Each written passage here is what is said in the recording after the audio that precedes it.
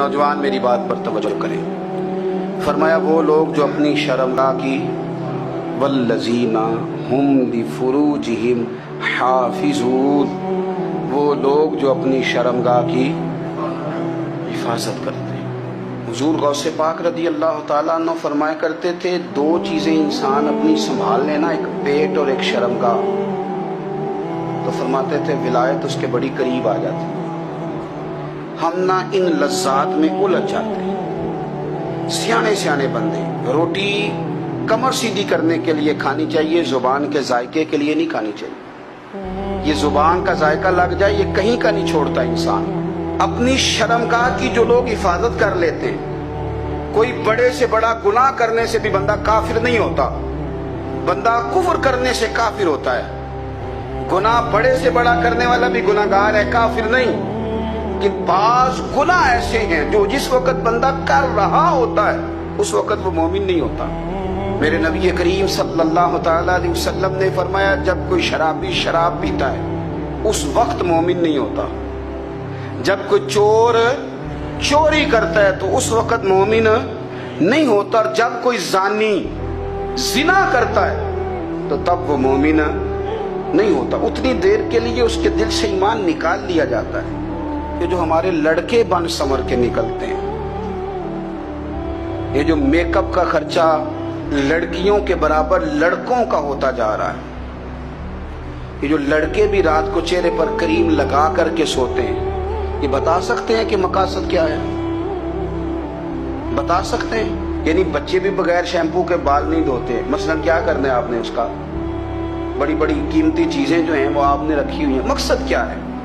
ये जो हमारे बच्चे बन संवर के निकल रहे हैं तो क्या दावत दे रहे हैं सोसाइटी को? शार्ट निकरे पहन के जो निकले हुए, उरियां लिबास पहन के निकले हुए। इकबाल ने कहा था, दियार मशरिक हवस में गलता, शबाब उरियां शराब इसियां, जिसे भी देखो गरी के इसियां। हम ऐसी तहजीब क्या करेंगे? शबाब उरियां, तुमने अपनी जवानी नंगी कर डाली है सारी माज़अल्लाह।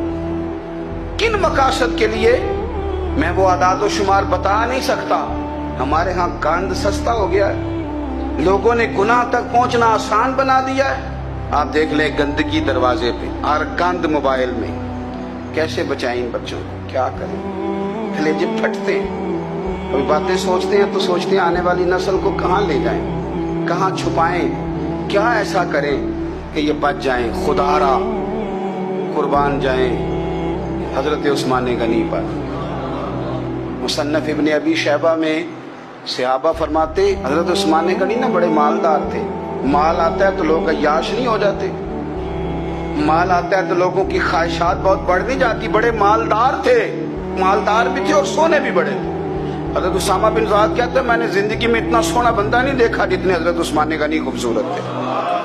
पैसा भी, हुस्न भी, लेकिन फरमाते हैं कि हजरत उस्मान गनी सबसे बढ़कर अपनी शर्मगाह की हिफाजत करने वाले और सबसे बढ़कर सिला रहमी करने वाले, रिश्तेदारों से अच्छा सलूक करने वाले, हया वाले, शर्म वाले, पाकीज़गी वाले। आपका ज़हन है, आप सुबह उठते ही ज़हन बना लें कि मैंने आज इतना सबक पढ़ना है, आज इतनी तफसीर देखनी है, इतनी इबादत करनी है, फलानी नात मैंने देखनी है, फलां खैर का काम करना है, फलां आदमी के साथ नेकी करनी है। सुबह ज़हन बना लें, आपका ज़हन वही काम करने लगेगा।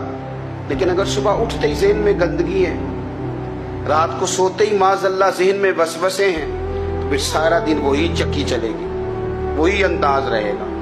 थोड़ा सा आपको इसकी निगरानी करनी है, थोड़ा सा। फाशी उरियानी ये तेजी से फैल रही है, तेजी से गंदगी लोग कशीद करके लाते हैं। और हया का मतलब सिर्फ इतना ही नहीं है, आप जिना और बदकारी से बचें, आप अपनी जुबान को भी हया वाला बनाएं। कोई कच्चा कमजोर जुमला, गंदी बात, गाली कभी भी जुबान पे ना आए। आपका अंदाज हया वाला हो, बेबाक हो जाना, बेबाक बोलना। मैं बारीकी से इस बात को समझता हूँ और मैं आपको बहुत सारी बुजुर्गों के इरशादात का निचोड़ अर्ज करने लगा हूँ। आप अपना ज़हन साफ कर लें, आपके बहुत सारे काम वैसे ही सही हो जाएंगे। क्योंकि हमारे दीन के अंदर ज्यादा अजर नीयतों और इरादों पे मिलता है। آپ کے جو اندر کی پاکیزگی ہے وہ بہت سارا فضل لاتی ہے اللہ کا. اور اگر دل ہی ناپاک ہو، ذہن ہی ناپاک ہو، تو وہ خیر کی چیزیں کس طرح کر کے داخل ہوں گی؟ اپنی شرمگاہ کی قربان جائیں. نوجوانوں ذرا غور کرنا. میرے نبی کریم صلی اللہ تعالی علیہ وسلم کے بارے میں حضرت عائشہ صدیقہ فرماتی ہیں کہ عرب کی کواری لڑکیاں بڑی حیا والی ہوتی تھیں، لیکن اللہ کے پیارے رسول صلی اللہ علیہ وسلم عرب کی کواری لڑکیوں سے بھی بڑھ کر حیا والے تھے. یہ ہمارے بچے مذاق میں ہمیں کئی دفعہ کہتے ہیں شادی کرا دو، شوگل میں کہہ دیتے، ابا کو کہہ دیتے ہیں، ابا کو اپنی منہ پہ آگے کہہ دیتے ہیں، کہتے ہیں یہ بڑا بھائی مصیبت بن گیا، یہ ہٹے گا تمہاری باری آئے گی. آپ کچھ ایسی باتیں کر رہے ہیں، کچھ ایسے انداز آپ اختیار کر رہے ہیں جو وفادار لوگ کرتے نہیں. شرم و حیا سے وہ چیزیں ٹھل جاتی ہیں جو باتیں ہمارے بچوں کی زبانوں پر بے باکی کے ساتھ آنے لگی ہیں. اور میں آپ کو ایک عقلی بات عرض کرتا ہوں، آپ اپنی زبان سے جو جملے خود ادا کرتے ہیں وہ جملے آپ کے دل پر بھی اثر کرتے ہیں. اگر آپ غلط بات بار بار کریں گے تو آپ کا دل بھی غلط بات کی طرف مائل ہو جائے گا. آپ 10 بار 15 بار 20 بار کوئی خیر کی بات کریں، خیر کی، تو آپ دیکھیں کہ آپ کا دل بھی خیر کی طرف مائل ہو جائے گا. آپ خیر کی باتوں پر اپنے آپ کو لائیں، اچھی باتوں پر اپنی توجہ لائیں، آپ کا دل بھی اچھائی کی طرف مائل ہو جائے گا. کفل کا ایک واقعہ ترمذی میں ملتا ہے. ایک شخص کفل نام کا تھا بنی اسرائیل میں. ایک عورت مجبور تھی، اس کے بچے بھوکے تھے، تو کفل نے اسے مائل کر لیا کہ تو میرے ساتھ گناہ کرے گی تو پھر میں تیرے بچوں کی روٹی تجھے دوں گا. تو وہ عورت پہلے تو بیچاری نہ مانی، لیکن بچوں کی بھوک دیکھ کے مجبور ہو گئی. جب کفل کے قریب گئی نا وہ عورت، اس نے دروازے سارے بند کر لیے. ترمذی شریف میں اس کا واقعہ موجود ہے. چاروں جانب سے بند ہو گیا سارا کچھ. لیکن جب وہ کفل کہتا ہے میں اس بی بی کے پاس جانے لگا تو عورت کا وجود کانپتا تھا. جس بندے کو گناہ کی طرف جاتے اس کی طبیعت میں ہیجان پیدا ہو تو مانا یہ ہے کہ ابھی ذہن پورا غلیظ نہیں ہوا، ابھی طبیعت پوری گندی نہیں ہوئی، ابھی ایمان کی بہت ساری قسمیں موجود ہیں، عورت کا وجود کانپتا ہے. تو کفل کہتے ہیں کہ میں نے اسے کہا کہ سارے دروازے بند ہیں، ڈرتی کیوں ہے؟ تو کہنے لگی ڈرتی اس لیے ہوں کہ سارے دروازے بند نہیں ہوتے، ایک دروازہ کھلا ہے اور وہ دروازہ رب قدیر کا دروازہ ہے، اسے کیسے بند کیا جا سکتا ہے؟ تو کہتے ہیں جب اس نے یہ لفظ کہے تو مجھ پر بھی بات کا اثر ہوا، مجھ پر. تو میں نے کہا کہ اگر تو عورت ہو کہ رب سے اتنا ڈرتی ہے تو مجھے تو اس نے مرد بنایا ہے. تو مرد تو ہوتا ہی وہ ہے جو اپنے آپ پر کنٹرول کر سکے. تو اب نہ معاملہ آگے جائے گا، اب یہاں بات رکے گی نہیں، جا میں تجھے آزاد کرتا. عورت گئی، اس نے توبہ کی کفل نے، اور رات رو کے کہنے لگا مالک آج میں نے توبہ کی ہے تو میرے اوپر مہربانی کرنا، میری توبہ ٹوٹنے نہ پائے. رات اس نے توبہ کی، رات ہی انتقال ہو گیا. لوگوں کو پتا تھا بڑا بے حیا ہے، بد کردار ہے، گناہگار ہے، شاید لوگ اس کا چہرہ دیکھنے بھی نہ جاتے، پر مالک کریم ہے نا. حضور فرماتے ہیں سویرے اس کے دروازے پہ لکھ دیا اللہ نے، لوگوں رب نے کفل کے سارے گناہ معاف کر دیے ہیں. اس کے دروازے پہ لکھ دیا گیا.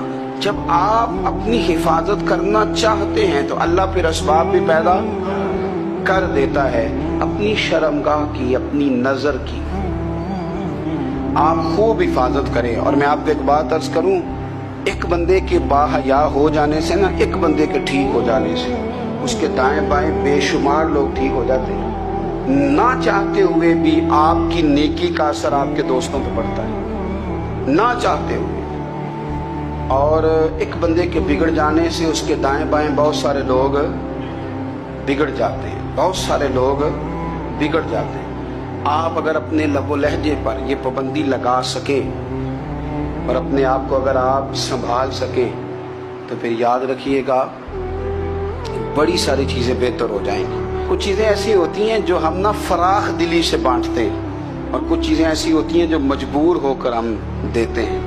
کئی دفعہ ایسا ہوتا ہے کہ سامنے والا کچھ زیادہ تکلیف میں ہوتا ہے اور ہمارے پاس بھی وسعت نہیں ہوتی، لیکن زیادہ اجر اسی بندے کو ملتا ہے جو تھوڑی تکلیف برداشت کرے اور سامنے والے کی تکلیف کو دور کرے.